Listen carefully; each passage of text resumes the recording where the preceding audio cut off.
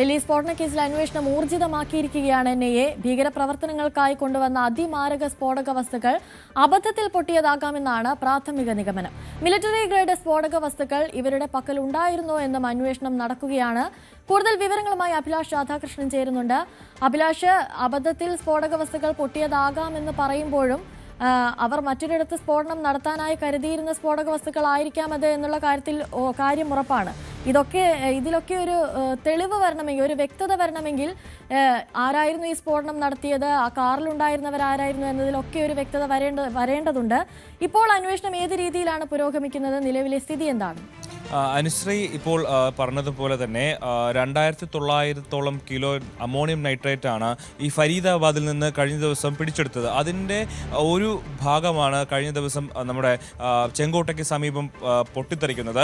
ഈ സ്ഫോടനവുമായി ബന്ധപ്പെട്ട് എൻഐഎയുടെ, അതായത് അന്വേഷണ സംഘത്തിൻ്റെ പ്രാഥമികമായ നിഗമനം എന്ന് പറയുന്നത്, ഇത്തരത്തിൽ ഒരു സ്ഫോടനം നടത്താനായിട്ട് രാജ്യത്തിൻ്റെ വിവിധ ഭാഗങ്ങളിലായിട്ട് സ്ഫോടനം നടത്താൻ ഇവർ പദ്ധതിയിട്ടിരുന്നു. പക്ഷേ ഒപ്പമുണ്ടായിരുന്ന, അതായത് മുസമ്മിലടക്കം ഷഹീദ് അടക്കമുള്ള ആളുകൾ പിടിയിലായപ്പോൾ താനും ഉടനെ പിടിയിലാകുമെന്ന് കരുതി ഭയന്നുകൊണ്ടാണ് ഇത്തരത്തിൽ ഈ ഉമർ നബി എന്ന് പറയുന്ന ഭീകരൻ ഈ കാറുമെടുത്ത് ഡൽഹിയിലേക്ക് എത്തുന്നതും പിന്നീട് ഇയാൾ ഈ ഒരു അബദ്ധത്തിൽ ഇയാളുടെ കയ്യിൽ നിന്ന് ഇയാളുടെ വാഹനത്തിലിരുന്നു കൊണ്ട് ആ ബോംബ് സ്ഫോടന വസ്തുക്കൾ പൊട്ടിത്തെറിക്കുകയായിരുന്നു എന്നുള്ളതാണ് ഇപ്പോൾ നിലവിലെ വിവരം. അതിൽ ഏതൊക്കെ സ്ഫോടക വസ്തുക്കളാണ് ഇവർ ഉപയോഗിച്ചിട്ടുള്ളത് എന്നുള്ള കാര്യത്തിൽ NSGയുടെ വിഭാഗത്തിലുള്ള കമാൻഡോകൾ അവരുമായിട്ടുള്ള വിദഗ്ധർ ഇത് പരിശോധന നടത്തുകയാണ്.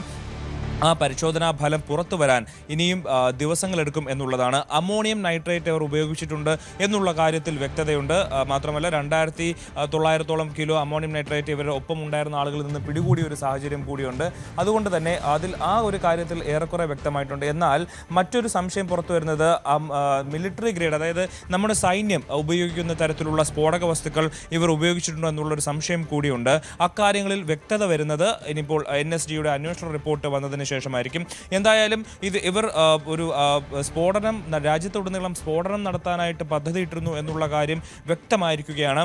അതിന് പ്രധാനപ്പെട്ട ഈ ഉമർ നബിയുമായി ബന്ധപ്പെട്ട് അന്വേഷണം നടത്തുമ്പോൾ അയാളുടെ അമ്മയുമായി സംസാരിച്ച കാര്യങ്ങൾ, വീടുമായി ബന്ധം പുലർത്താത്ത കാര്യങ്ങൾ, മാത്രമല്ല ഇയാളുടെ കൂടെ ഉണ്ടായിരുന്ന ഡോക്ടർ അദീൽ, അതായത് ഈ സ്ഫോടന സമയത്തല്ല മറിച്ച് ഇയാളുടെ ഒപ്പം ജോലി ചെയ്തിരുന്ന അനന്തനാഗിലെ ആശുപത്രിയിൽ ജോലി ചെയ്തിരുന്ന ഡോക്ടർ അദീലുണ്ട്.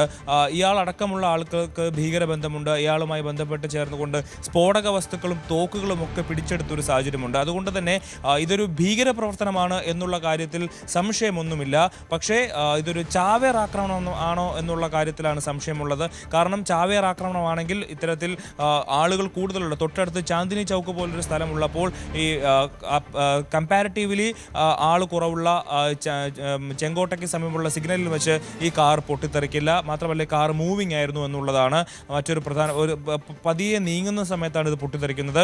ചാവേർ ആക്രമണമായിരുന്നെങ്കിൽ എവിടെയെങ്കിലും ഇടിച്ചു കയറ്റിയായിരുന്നു ഇത് പൊട്ടിക്കുക. ഇത് അബദ്ധത്തിൽ പൊട്ടിയതാണ് എന്നുള്ളതാണ് പ്രാഥമികമായിട്ടുള്ള നിഗമനം. അതിൽ മറ്റൊരു പ്രധാനപ്പെട്ട കാര്യമെന്ന് പറയുന്നത്, ഈ കാർ 10 ദിവസങ്ങൾക്ക് മുമ്പ് പൊല്യൂഷൻ കൺട്രോൾ ടെസ്റ്റ് നടത്തിയിരുന്നു എന്നുള്ള വിവരങ്ങൾ വരുന്നുണ്ട്. മാത്രമല്ല 11 മണിക്കൂർ ഡൽഹിയിലെ വിവിധ പ്രദേശങ്ങളിൽ ഈ കാർ കറങ്ങിയിട്ടുണ്ട് എന്നുള്ളതാണ് വിവരം. അതുപോലെ കൊണാട്ട് പ്ലേസിലടക്കം ഈ ഉമർ നബി എത്തിയിരുന്നു, ഭീകരനായിട്ടുള്ള ഉമർ നബി എത്തിയിരുന്നു എന്നുള്ള വിവരങ്ങളും പുറത്തു വരുന്നുണ്ട്. ഈ കാറിൻ്റെ യാത്രാ വഴി പറയുന്നത് നവംബർ 10-ാം തീയതി രാവിലെ 7:30 ഫരീദാബാദിലെ ഏഷ്യൻ ആശുപത്രിക്ക് മുൻവശത്തായിട്ട് ഈ വാഹനം കണ്ടതിൻ്റെ വിവരങ്ങളുണ്ട്. അതുപോലെ രാവിലെ 8:13 ബദർപൂർ ടോൾ പ്ലാസ കടന്ന് ഈ വാഹനം, അതായത് വെള്ള I-20 ഹരിയാന രജിസ്ട്രേഷനുള്ള വെള്ള I-20 ടോൾ പ്ലാസ കടന്ന് ഡൽഹിയിലേക്ക് പ്രവേശിക്കുന്നുണ്ട്. 8:20 ഓഖ്ല ഇൻഡസ്ട്രിയൽ മേഖലയ്ക്ക് സമീപത്തെ പെട്രോൾ പമ്പിലൂടെ ഈ കാർ കടന്നു പോകുന്നുണ്ട്. അതിനുശേഷം പിന്നെ സ്പോട്ട് ചെയ്യുന്നത് ഉച്ചയ്ക്ക് 3:19 ഉച്ചയ്ക്ക് 3:19 ഈ ചെങ്കോട്ടയ്ക്ക് സമീപത്തുള്ള പാർക്കിംഗ് ഏരിയയിലേക്ക് ഈ കാർ എത്തുന്നത് എന്നുള്ളതാണ് വിവരം. അതിൻ്റെ വിവരങ്ങളാണ് പോലീസിന് ലഭിച്ചിരിക്കുന്നത്. അതുപോലെ വൈകിട്ട് 6:28 പാർക്കിംഗ് സ്ഥലത്ത് നിന്ന്, അതായത് 3:19 ചെങ്കോട്ടയിലെ പാർക്കിംഗ് സ്ഥലത്ത് എത്തിയ കാർ പിന്നെ അവിടെ നിന്ന് മൂവ് ചെയ്യുന്നത് 6:28 അതായത് ഏകദേശം 3 മണിക്കൂറും 9 മിനിറ്റും കഴിയുമ്പോഴാണ് ആ കാർ അവിടെ നിന്ന് എടുക്കുന്നത്. ഈ 3 മണിക്കൂർ 9 മിനിറ്റ് എന്തായിരുന്നു കാറിനുള്ളിലെ ഭീകരനായിട്ടുള്ള ഉമർ നബിയും ചെയ്തിരുന്നത് എന്നുള്ള കാര്യമൊക്കെ അന്വേഷണത്തിൻ്റെ പരിധിയിൽ വരുന്നതാണ്.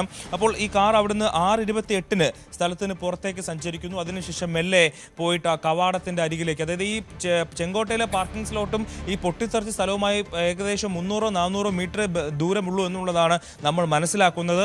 അപ്പോൾ ഈ 28 മുതൽ അടുത്ത 52, അതായത് ഏതാണ്ട് ഒരു 30 മിനിറ്റോളം, ഈ 400 മീറ്റർ സഞ്ചരിക്കാൻ 30 മിനിറ്റോളമേ എടുത്തുള്ളൂ 30 മിനിറ്റ് എടുത്തു എന്നുള്ള ഒരു പ്രധാനപ്പെട്ട ചോദ്യമുണ്ട്. ഇത്തരം ചോദ്യങ്ങൾക്കെല്ലാം അന്വേഷണ സംഘം തന്നെ ഉത്തരം കണ്ടുപിടിക്കുകയും വേണം. അപ്പോൾ 6:52 ഈ കാർ പൊട്ടിത്തെറിക്കുന്നത്. അങ്ങനെ മൊത്തം 12 പേർ ആ അപകടത്തിൽ കൊല്ലപ്പെട്ടു. അതിൽ സാരമായി പരിക്കേറ്റവർ നിരവധി പേരുണ്ട്. അതിൽ 8 പേരുടെ മൃതദേഹങ്ങളാണ് തിരിച്ചറിഞ്ഞത്. അതിൽ 4 പേരുടെ മൃതദേഹങ്ങൾ ഇനിയും കൂടുതൽ 3 പേരോളം ആൾക്കാരുടെ മൃതദേഹങ്ങൾ കൂടി ഇനി തിരിച്ചറിയാൻ ബാക്കിയുണ്ട് എന്നുള്ളതാണ് ഒരു വിവരം. മറ്റൊരു പ്രധാനപ്പെട്ട നിർണായക വിവരം എന്ന് പറയുന്നത് 35ഓളം പേരാണ് LNJP ഹോസ്പിറ്റലിലേക്ക് ഇത്തരത്തിൽ പരിക്കേറ്റ് എത്തിയത്. അതിൽ 3 പേരെ കാണാനില്ല എന്നുള്ളൊരു വിവരം കൂടി പുറത്തു വരുന്നുണ്ട്.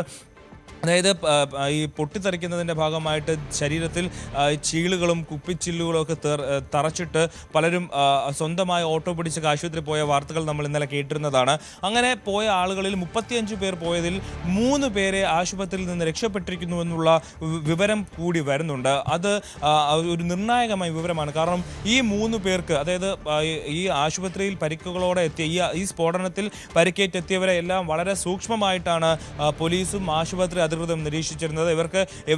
ഇവരെ കാണാനോ സംസാരിക്കാനോ ബന്ധുക്കളെ പോലും കയറ്റിവിടാത്തൊരു സ്ഥിതിയായിരുന്നു ഉണ്ടായിരുന്നത്. അത്തരത്തിൽ അതീവ സുരക്ഷയോടെ സൂക്ഷിച്ചിരുന്ന ഇവരിൽ 3 പേർ എങ്ങനെ കാണാതായി എന്നുള്ളത് ഒരു പ്രധാനപ്പെട്ട വിവരമാണ്. അതിനടക്കമുള്ള കാര്യങ്ങളിൽ അന്വേഷണം നടക്കുന്നുണ്ട്. മാത്രമല്ല, ഇപ്പോൾ ജമ്മു കാശ്മീരിലെ പുൽവാമയിലെ അടക്കമുള്ള ആശുപത്രികളിലെ ഡോക്ടർമാരുടെ വിവരങ്ങൾ, അവരുടെ പശ്ചാത്തലങ്ങൾ കൂടി പരിശോധിക്കുന്ന ഒരു സാഹചര്യമുണ്ട്. കാരണം ഇപ്പോൾ ഈ ഒരു ഡൽഹി ബ്ലാസ്റ്റുമായി ബന്ധപ്പെട്ട് ഏറ്റവും കൂടുതൽ പേർ അറസ്റ്റിലായിരിക്കുന്നത് ഡോക്ടർമാരുമായിട്ടുള്ള സംഘങ്ങളാണ്. അപ്പോൾ ഇവരെങ്ങനെയാണ് ഈ ഒരു ഭീകരവാദത്തിലേക്ക് എത്തിയത് എന്നുള്ള ചോദ്യം പ്രധാനപ്പെട്ടതാണ്. അതുകൊണ്ട് തന്നെ ഇവരുമായി ബന്ധപ്പെട്ട് ഇവരുമായി അടുപ്പമുള്ള ഒരുപാട് പേർ ആശുപത്രിയിൽ പ്രവർത്തിക്കുന്നുണ്ട്. അപ്പോൾ അങ്ങനെ വരുമ്പോൾ ഇവരുടെ വലയിൽ വീണുകൊണ്ട് കൂടുതൽ ആളുകൾ ഭീകരവാദത്തിലേക്ക് തിരിഞ്ഞിട്ടുണ്ടോ എന്നുള്ള ചോദ്യം ശക്തമാണ്. അതുകൊണ്ട് തന്നെയാണ് 52ഓളം ഡോക്ടർമാരെ ഇന്നലെ തന്നെ ചോദ്യം ചെയ്തത്. മാത്രമല്ല, ഇർഫാൻ അഹമ്മദ് എന്ന് പറഞ്ഞിട്ട് ഫരീദാബാദിലെ ഒരു പള്ളിയിലെ ഇമാമുണ്ട്. ഇയാളാണ് ഈ ഒരു ബ്ലാസ്റ്റിൻ്റെ, ഈ ഒരു ഭീകരാക്രമണത്തിൻ്റെ പിന്നിലെന്നുള്ളതാണ് പ്രധാനമായും സംശയിക്കുന്നത്. ഇയാളെ ചോദ്യം ചെയ്തു വരികയാണ്. കഴിഞ്ഞ ദിവസം തന്നെ ഇയാളെ അറസ്റ്റ് ചെയ്യാൻ കഴിഞ്ഞത് ഈ കേസിൽ, ഈ ഒരു സംഭവത്തിൽ ഏറ്റവും പ്രധാനപ്പെട്ട ഒരു നിർണായകമായ തെളിവായി മാറും. കാരണം ഇയാളുടെ ഫോൺ കോളുകൾ, ഇയാളുമായി സംസാരിച്ച വ്യക്തികളടക്കം ചോദ്യം ചെയ്യുമ്പോൾ കൂടുതൽ ആളുകൾ ഈ ഒരു ഭീകരാക്രമണവുമായി ബന്ധപ്പെട്ട് ഒപ്പം ഉണ്ടായിട്ടുണ്ടെങ്കിൽ അവരെ വെളിച്ചത്ത് കൊണ്ടുവരാൻ കഴിയുമെന്നുള്ളൊരു ആത്മവിശ്വാസം. അതുപോലെ തന്നെ നിരവധി ദുരൂഹതകൾ അവശേഷിപ്പിക്കുകയാണ് ഈ ഒരു സ്ഫോടനം. ഈ കാറിന് യാതൊരു പരിശോധനയിലും പെടാതെ എങ്ങനെ ചെങ്കോട്ട വരെ എത്താൻ സാധിച്ചു? അതും ചെങ്കോട്ടയുടെ പരിസരത്ത് 3 മണിക്കൂറോളം കാർ ചെലവഴിക്കുകയും ചെയ്തു. അങ്ങനെയെങ്കിൽ ഡൽഹിയിൽ നിന്നും ആരുടെയെങ്കിലും സഹായം ഈ കാറിലുണ്ടായിരുന്ന ആൾക്ക് ലഭിച്ചിരുന്നോ?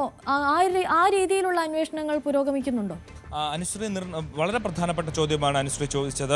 കാരണം ഡൽഹി പോലെ വളരെ അതിശക്തമായ സുരക്ഷയുള്ളൊരു സ്ഥലം, പ്രധാനമന്ത്രിയും പ്രസിഡന്റും അടക്കം സുപ്രീം കോടതി അടക്കം സ്ഥിതി ചെയ്യുന്ന ഒരു വലിയ നഗരം, ഇന്ത്യയുടെ തലസ്ഥാനം, അവിടേക്ക് ഒരാൾ കാറ് നിറയെ സ്ഫോടക വസ്തുക്കളുമായി 11 മണിക്കൂറോളം ചുറ്റുക, അതിൽ തന്ത്രപ്രധാനമായിട്ടുള്ള ചെങ്കോട്ടയ്ക്ക് സമീപം 3-3.25 മണിക്കൂറോളം അവിടെ ചെലവിടുക എന്നുള്ളത് വളരെ പ്രധാനപ്പെട്ട ആശങ്ക ഉയർത്തുന്ന ഒരു കാര്യം തന്നെയാണ്. അപ്പോൾ എന്തുകൊണ്ട് ഇത്തരത്തിൽ, മാത്രമല്ല ഈ ഒരു ഇപ്പോൾ സാധാരണ ഒരു ദിവസമായിരുന്നെങ്കിൽ നമുക്ക് അങ്ങനെ ചോദിക്കാം, ഒരു പക്ഷേ പോലീസുകാർ ശ്രദ്ധിച്ചില്ല എന്ന് പറയാം. പക്ഷേ ഫരീദാബാദിൽ നിന്ന് ഇത്രയും സ്ഫോടക ശേഖരങ്ങൾ പിടിച്ച് അതിൽ 3ഓളം പേരെ ജീവനോടെ പിടിച്ച് ഭീകരപ്രവർത്തനം നടത്തുമെന്ന് സംശയിക്കുന്ന 3ഓളം പേരെ പോലീസ് കസ്റ്റഡിയിലെടുത്ത സാഹചര്യത്തിൽ അതീവ സുരക്ഷ പ്രഖ്യാപിച്ചിരിക്കുന്ന ഒരു സാഹചര്യത്തിലാണ് ഇയാൾ ചെങ്കോട്ടയിൽ 3 മണിക്കൂർ വാഹനവുമായി നിൽക്കുന്നത്.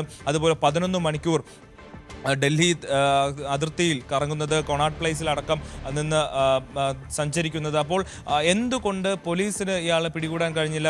ആർക്കും സംശയം തോന്നിയില്ല? എന്തുകൊണ്ട് കൃത്യമായ പരിശോധനകൾ നടന്നില്ല എന്നുള്ളത് കൃത്യമായ ചോദ്യം തന്നെയാണ്. ആ ചോദ്യം നീളുന്നത് ഡൽഹിയിൽ ഇയാളെ സഹായിക്കാൻ ആരെങ്കിലുമൊക്കെ ഉണ്ടായിരുന്നു എന്നുള്ളതാണ് പ്രധാനമായും ഉയരുന്ന ചോദ്യം. ആ ചോദ്യത്തിനടക്കം NIA ഉത്തരം കണ്ടെത്തിയേ മതിയാകൂ.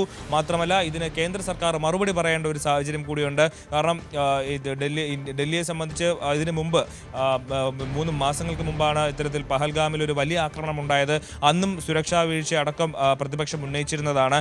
അതിനുശേഷം രാജ്യം അതീവ സുരക്ഷയിലും കർശനമായ ജാഗ്രതയിലുമൊക്കെ മുന്നോട്ട് പോകുമ്പോഴാണ് ഇപ്പോൾ വീണ്ടും ഒരു ആക്രമണം ഇങ്ങനെ ഉണ്ടാവുന്നത്. പക്ഷേ അപ്പോൾ കേന്ദ്ര സർക്കാരിൻ്റെ ഒരു ന്യായീകരണമായി വരുന്നത് ഇത്തരത്തിൽ ഒരു അനിഷ്ട സംഭവം ഉണ്ടാകാതിരുന്ന ഒരു സാഹചര്യത്തിലാണ് 2900 കിലോ അമോണിയം നൈട്രേറ്റ് അടക്കമുള്ള സാധനങ്ങൾ കണ്ടുപിടിക്കുന്നതും അത് കൈവശം വെച്ചിരുന്നവരെ പിടികൂടുന്നതും എന്നുള്ളതാണ് ഈ കേന്ദ്ര സർക്കാരിൻ്റെ ഭാഗത്തു നിന്നുണ്ടാകുന്ന അല്ലെങ്കിൽ വരാൻ പോകുന്ന ഒരു ന്യായീകരണം.